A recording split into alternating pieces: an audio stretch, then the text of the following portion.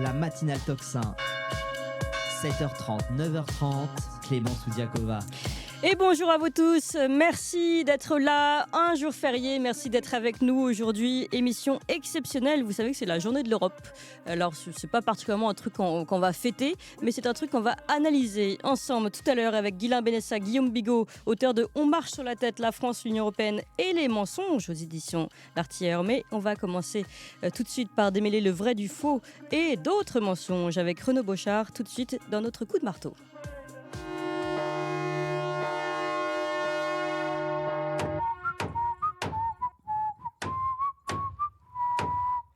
Le coup de marteau. Le coup de marteau de Renaud Bochart, avocat aux États-Unis, auteur des chroniques égrégoriennes, ce Substack, et puis Christopher Lash, le livre Populisme vertueux aux éditions Michelon. Bonjour Renaud Bochart. Bonjour Clémence. Et merci beaucoup d'être avec nous ce matin. Alors, beaucoup de sujets évidemment depuis les États-Unis avec vous, mais vous souhaitiez tout particulièrement revenir sur la fronde étudiante et vous avez une explication que d'autres n'ont pas forcément apportée. Oui, c'est très intéressant ce qui se passe. Alors, je ne m'aventurerai pas du tout à parler du problème de fond d'Israël et de la Palestine, qui d'ailleurs me paraît demander beaucoup plus d'humilité que le montrent les étudiants protestataires, qui montrent encore une fois un aspect très, très clivant, très manichéen. Oui. C'est la lutte du bien absolu contre le mal absolu. Etc. Donc, Et dans l'autre sens aussi d'ailleurs, on peut le dire.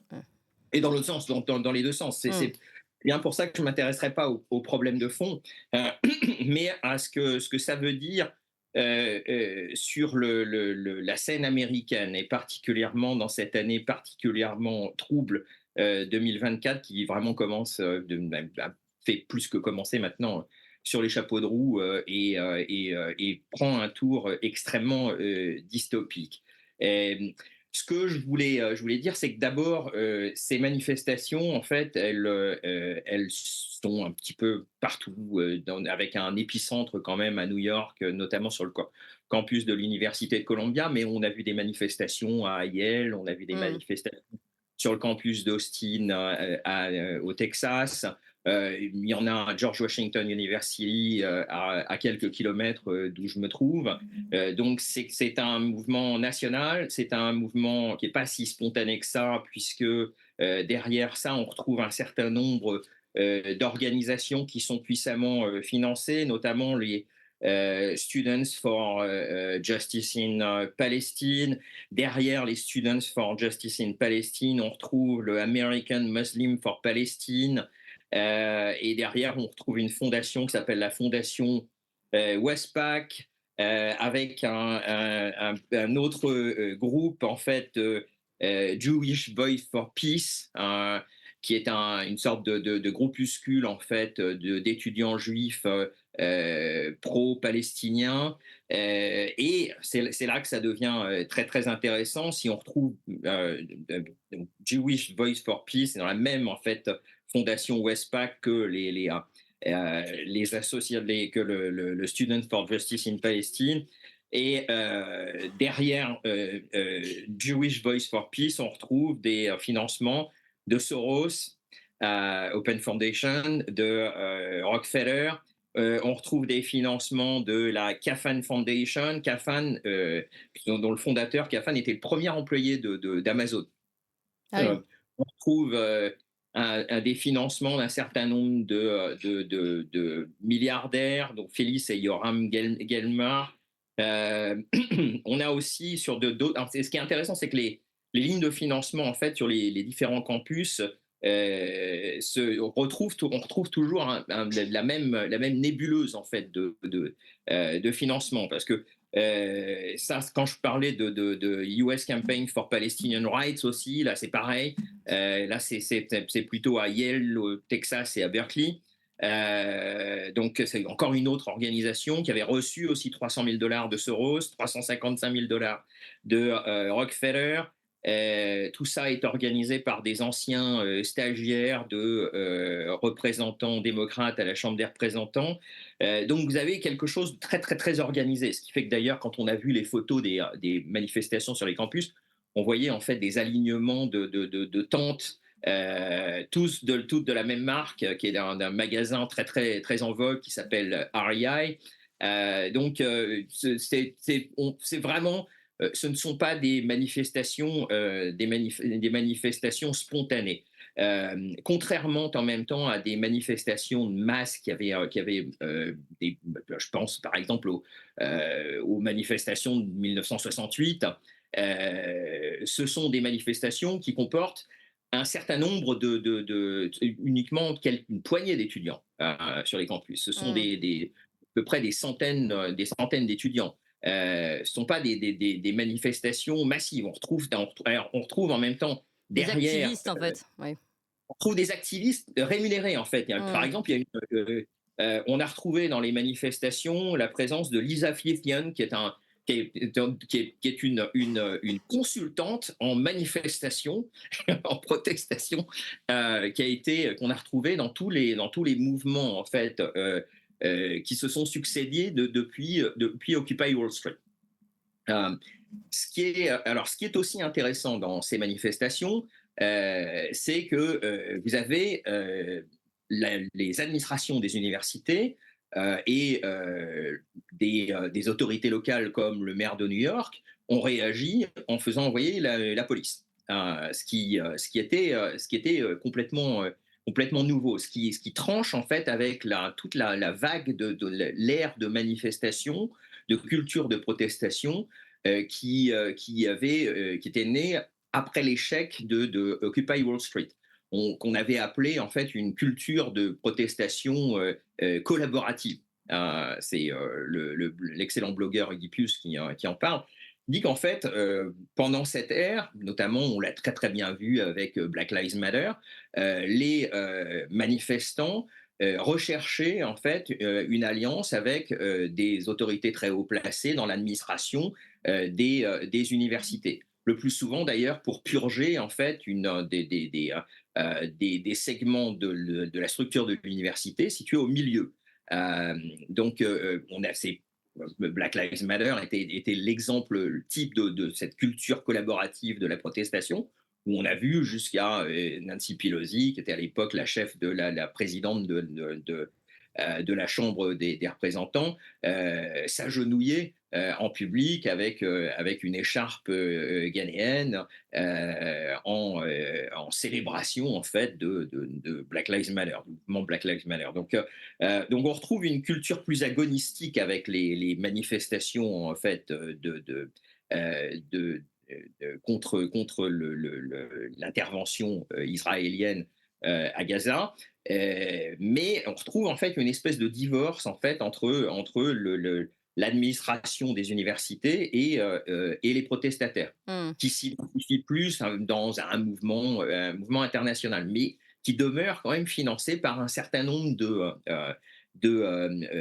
financiers très très influents du Parti démocrate. Alors, attendez, parce que je voudrais m'arrêter sur le financement du Parti démocrate, mais juste quand vous parliez de la distinction entre l'administration de l'université et puis ces activistes, on a quand même vu aussi des images, alors j'ai plus son nom ici, mais d'une des professeurs de philosophie de je ne sais plus quelle université se faire arrêter en direct parce que visiblement elle aurait atteint, en tout cas critiqué ce qui se passait sur la scène israélo-palestinienne et donc les bombardements israéliens. Oui, alors mais là, lorsque vous avez des professeurs qui sont arrêtés, je n'inclus pas les professeurs dans l'administration de l'université, en Mmh. fait. Là. D'ailleurs, on distingue très très clairement ici aux États-Unis, dans la structure de l'université, on appelle les professeurs et les différents Mmh. départements académiques, on appelle ça le faculty. Mmh. Quand je parle de l'administration, je parle de vraiment les gestionnaires de D'accord, oui, l'université. oui, oui. Et notamment cette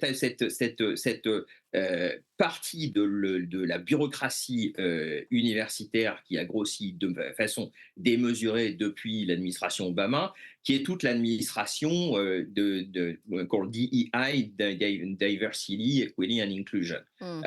qui est maintenant devenu en fait vraiment le point culminant, le nœud gordien de toute l'administration de l'université, qui est redéfini autour de l'activisme identitaire.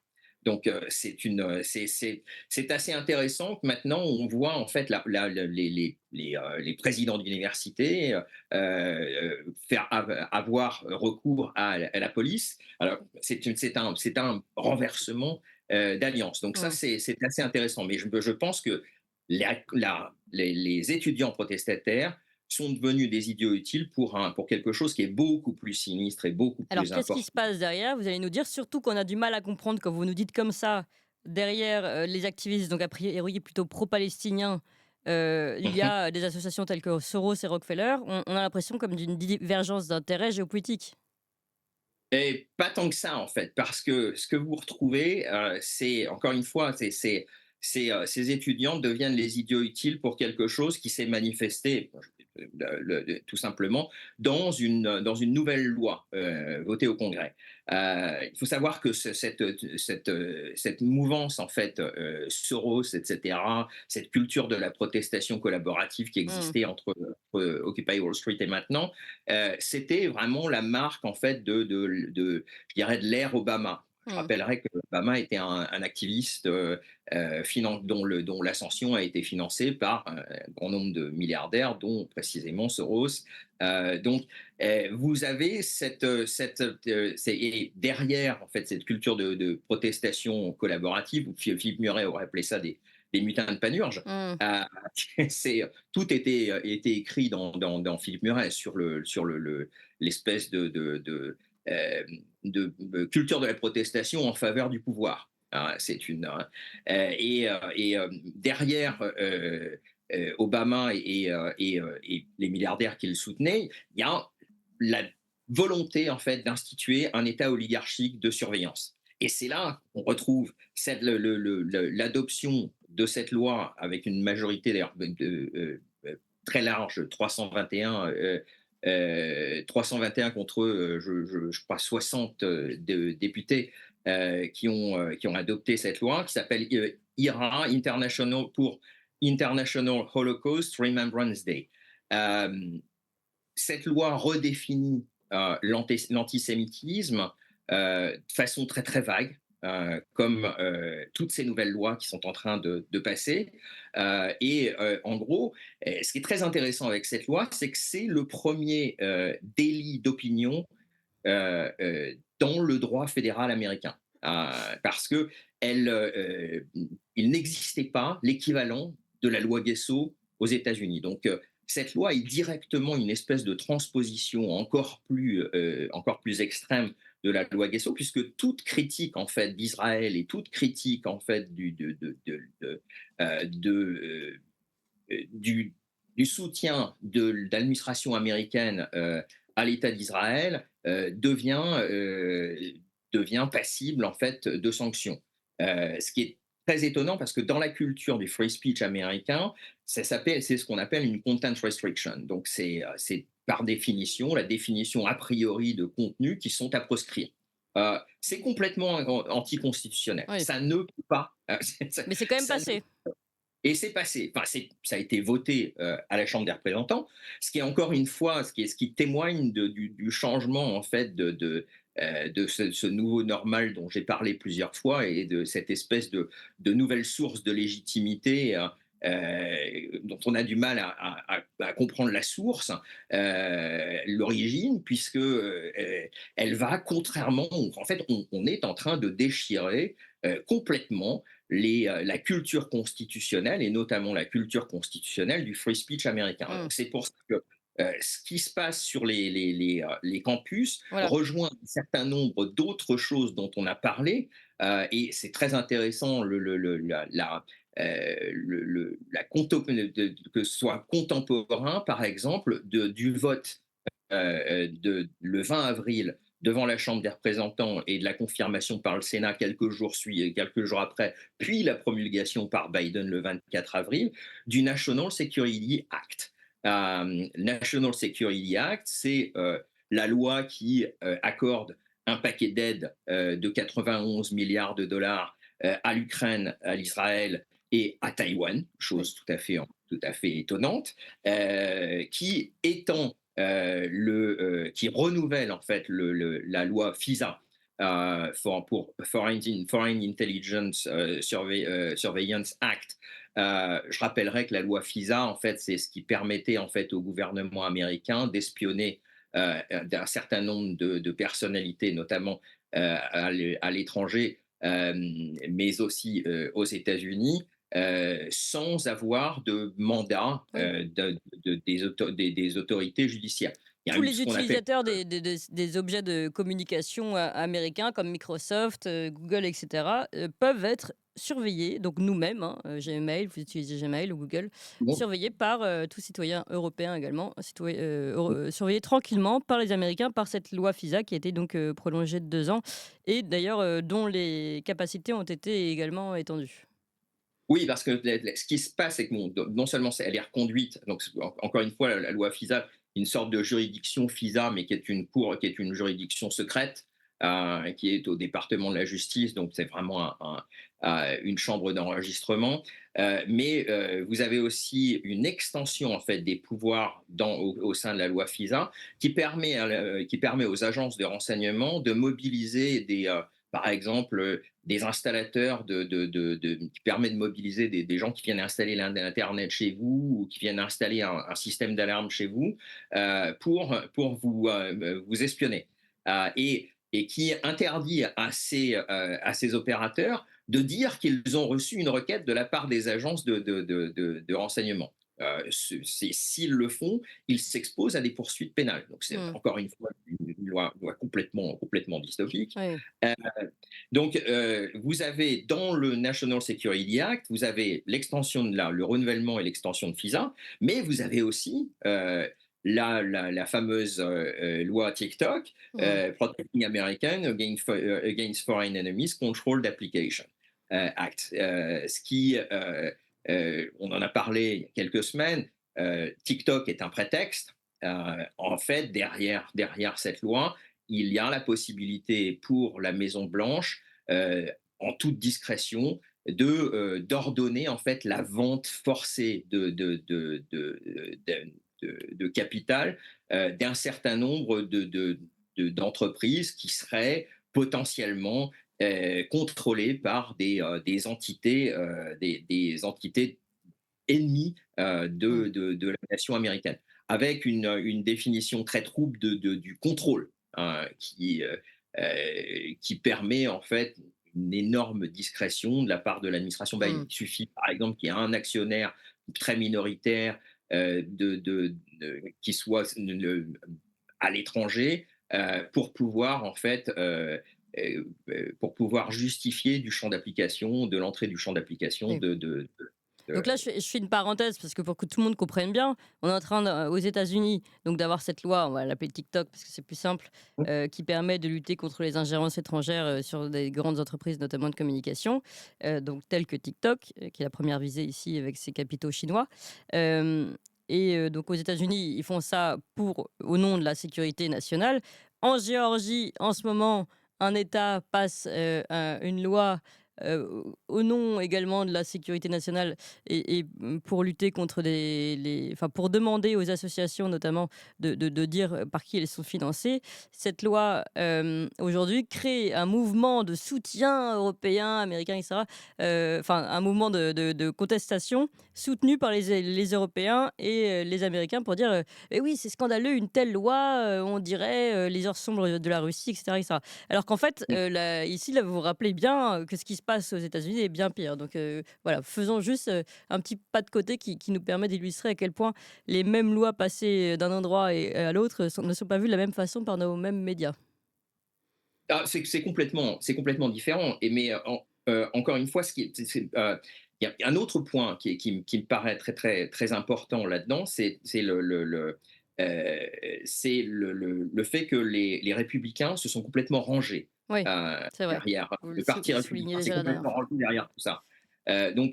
Et à tel point d'ailleurs que vous avez le Texas, qui a adopté sa propre loi avec sa propre définition de l'antisémitisme. Donc vous avez le gouverneur Greg Abbott, qui était il y a quelques semaines un ardent défenseur de la liberté d'expression, qui tout d'un coup se met à justifier en fait des législations de type hate speech telle qu'elle n'existait pas jusqu'alors en fait aux États-Unis. C'est une spécificité européenne. Pour ça d'ailleurs que vous avez les Européens qui applaudissent l'introduction dans l'arsenal législatif américain et au sein de cette espèce de nébuleuse de la désinformation, parce qu'en fait maintenant ce qu'on voit très très bien se dégager derrière tout ça, c'est que la réponse de l'élite globaliste mondiale à tous les problèmes, c'est la censure. Hmm. C'est la censure. C'est vraiment la fermeture de toutes les poches, de toutes tous les forums sur lesquels peuvent s'exprimer des idées contraires au pouvoir. Alors, est-ce que c'est dans... Oui, pardon, allez-y.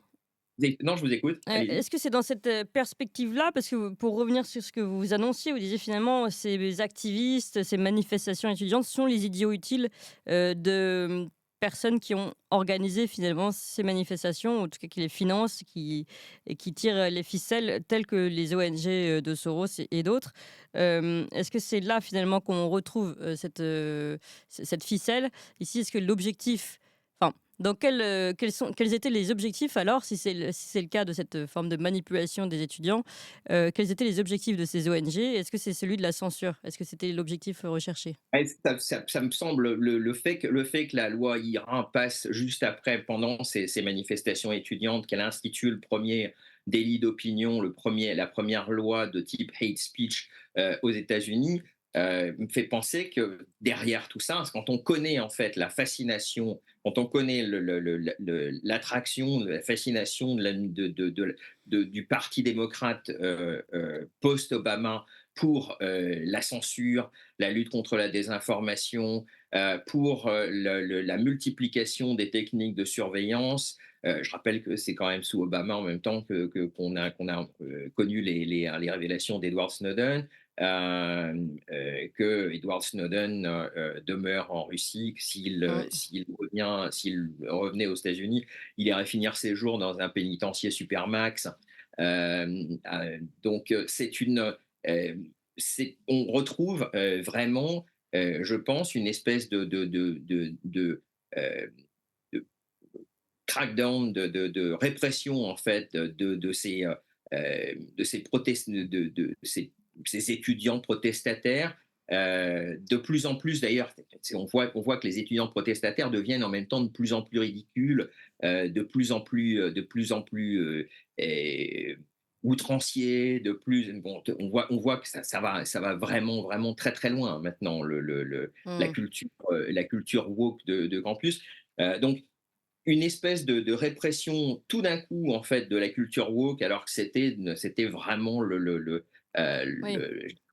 le lion de toute la mouvance démocrate et progressiste, au même moment où on organise le retour de l'uniparti, du parti unique, en faisant ressurgir le spectre de la sécurité nationale pour faire rentrer les élites républicaines dans le rang. Et en fait, on voit très très bien maintenant le mot d'ordre de la part des leaders républicains, à l'exception de quelques exceptions comme Thomas Massie ou Rand Paul, c'est de dire nous sommes pour la liberté d'expression, mais elle vient avec des responsabilités, qui est exactement le langage des woke et des progressistes. Ils sont bornés, vous pensez que dans cette question-là, les républicains en fait se font piéger, mais que c'est pas forcément voulu de leur part? Non, je pense que vous avez véritablement une espèce de retour sur le premier plan de l'establishment républicain. Il faut comprendre en même temps, je crois que pour bien comprendre ce qui est en train de se passer, j'avais d'ailleurs traduit un petit article d'Ernest Lyons en janvier l'année dernière sur l'égrégore, parce que je crois que c'est vraiment de bien comprendre la façon dont le pouvoir est devenu une espèce agit comme une espèce de phénomène d'emprise collective, en fait, hein. Vous avez ces gens qui sont passionnés par l'idée de conserver un certain nombre de prébendes. C'est devenu en fait le pouvoir pour le pouvoir. Je crois que Mmh. les analyses de Jouvenel je relis beaucoup Jouvenel en ce moment, les analyses de Jouvenel sur le pouvoir, sur la fascination qu'exerce le pouvoir, sont très, très justes pour exprimer ce qui se passe. Donc je ne pense pas que les républicains soient les dindons de la farce. D'ailleurs, quand on voit au sein des républicains un certain nombre de choses inquiétantes se développer, notamment le fait que, par exemple, que lorsque Rand Paul s'est prononcé contre la loi de TikTok, le New York Post a organisé en fait une espèce d'article à charge contre Rand Paul en disant que Rand Paul avait des soutiens qui venaient de Chine, du Parti communiste chinois. Rand Paul a reçu des contributions d'un certain nombre d'individus et d'entreprises pour financer ses campagnes sénatoriales. Il y avait apparemment une vague affiliation avec un Chinois. Donc tout de suite, vous avez une campagne orchestrée par un des magazines phares, un des journaux phares de l'establishment républicain. Et on voit que ce sont les mêmes méthodes que celles qui sont utilisées par l'establishment démocrate pour diaboliser quiconque. Et Donald Trump dans tout ça? Donald Trump, c'est assez inquiétant parce que, alors d'abord, je voudrais souligner quand même le caractère complètement extraordinaire, complètement surréel de ce qu'on est en train de vivre, puisque euh, nous sommes en pleine campagne électorale, on Mmh. n'entend pas Donald Trump. Sauf si on va en fait sur son média, Truth Social, on ne l'entend pas. Mmh. En revanche, on entend constamment parler de Donald Trump. Ce qui a été très décevant de ce qui transparaît en fait de Trump. Là, en même temps, Trump qui est complètement sous l'eau avec les différents procès en Eh oui, fait oui. qui lui sont intentés. Je rappelle qu'on est en plein dans le procès à New York. Donc, vous avez Trump qui prend des positions en même temps qui deviennent assez proches en fait de la ligne du parti unique, notamment le soutien du paquet d'aide à l'Ukraine, ce qui a été un revirement de la part de Trump. Mais des signes inquiétants commencent à se montrer à propos de la campagne de Trump, notamment sur la désignation de son colistier. On avait espéré en fait que le colistier de Trump serait Vivek Ramaswamy, qui avait fait une campagne absolument remarquable et qui a vraiment des positions très novatrices, Mmh. considérées comme extrêmes Oui, par l'islam musclé, oui. progressiste. Ramaswamy, en fait, supprimait un certain nombre d'administrations, virait à peu près un million de fonctionnaires fédéraux. Donc, vous avez Mmh. des positions très très fortes en fait de la part de Ramaswamy. Il a été écarté de la shortlist de colistier de Trump. Et le nom qui monte dans la shortlist de colistier de Trump, c'est celui de Marco Rubio, Mmh. qui est une figure de l'establishment néoconservateur, des soutiens républicains les plus affirmés de l'establishment de guerre perpétuelle, de guerre permanente. Alors comment vous Donc, l'expliquez ça? C'est comme un signal envoyé pour, pas avoir un procès de plus ou quoi? Non, je pense que c'est vraiment la nature profonde de Trump, hein, je rappellerai que bon, moi, je lui dois quand même une de mes meilleures soirées, l'élection de 2016, Mmh. lorsqu'on a vu les mines déconfites en fait de tous les progressistes, Mmh. les plus arrogantes, mais l'espoir était de courte vie. Il a fait une campagne absolument excellente en 2016 en faisant une campagne contre l'establishment, Mmh. mais ensuite il a nommé une figure de l'establishment comme vice-président. Il a nommé le PDG d'Exxon comme son premier secrétaire d'État. Mmh. Il a nommé des néoconservateurs comme John Bolton comme conseillers qui ensuite ont écrit des diatribes contre lui en disant qu'il ne faisait pas partie en fait du sérail. Vous avez et puis ensuite on doit quand même à Trump cette calamité des vaccins. Et Trump continue en fait d'ailleurs à revendiquer la paternité des vaccins Covid. Mmh. C'est aussi un reproche qui lui est fait très souvent et à juste titre de ne pas avoir viré Anthony Fauci. Moi, je pense que Trump est au fond quelqu'un qui est fasciné simplement par la possibilité d'être à la Maison-Blanche, qui soutient une rhétorique populiste qui fait qu'il a une ferveur pour Trump de la part de l'électeur républicain moyen qui est jamais vu. Hein, Mmh. mais sur le fond, il n'est pas si subversif que ça. Mmh. Le candidat subversif dans cette élection, John Kennedy. c'est Kennedy. Mmh. C'est encore que lui aussi donne des signes inquiétants, notamment en nommant comme colistière une avocate de la Silicon Valley, qui est l'ex-femme de Sergey Brin, un des cofondateurs de Google, qui est une donatrice traditionnelle du Parti démocrate. Donc ça aussi, Alors, elle c'est peut assez retourner sa veste, on ne sait jamais. En tout cas, on a bien compris là qu'on arrive dans l'uni-parti, comme vous disiez, entre les républicains et les démocrates, avec un Donald Trump qui devient moins disruptif que prévu. Et puis, quand même, c'est très important ce que vous soulignez, ces activistes donc pro-palestiniens, en fait, financés en sous-main organisés et financés par les ONG telles que celle de Soros.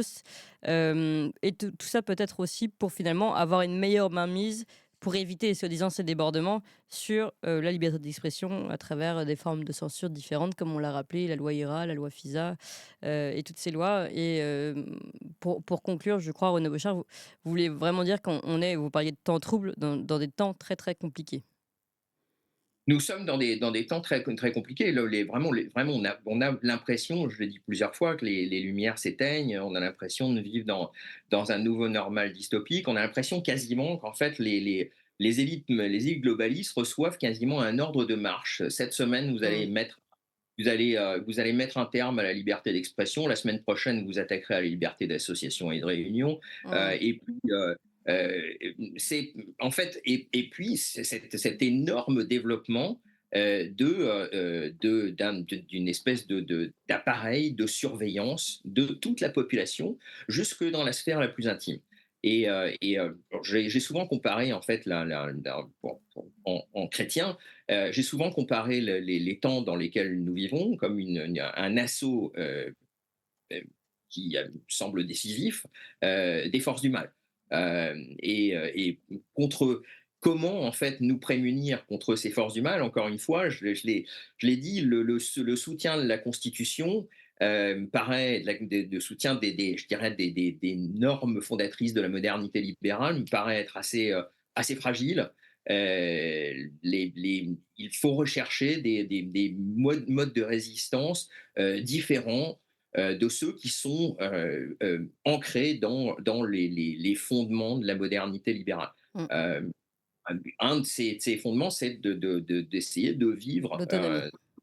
de vivre de façon autonome, de vivre de façon autogouvernée, de fonder en fait des institutions parallèles qui seraient des institutions de l'autogouvernement, puisque c'est ça qui est menacé. Le recours aux forêts.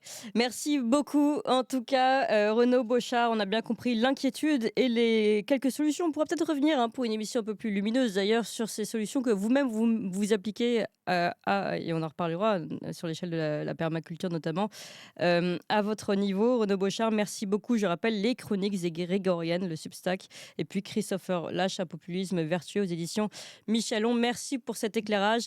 Merci à vous tous, chers auditeurs. Vous, n'oubliez pas de mettre vos pouces. Vous n'oubliez pas aussi de nous retrouver désormais sur podcast, puisque nous avons notre chaîne podcast. Et Toxin continue dans quelques instants. On marche sur la tête, certes, on l'avait déjà dit avec Renaud Bochard. Cette fois-ci, on se retourne vers la France et l'Union européenne et ses mensonges. C'est leur livre à retrouver aux éditions L'Artilleur. On les reçoit dans quelques instants.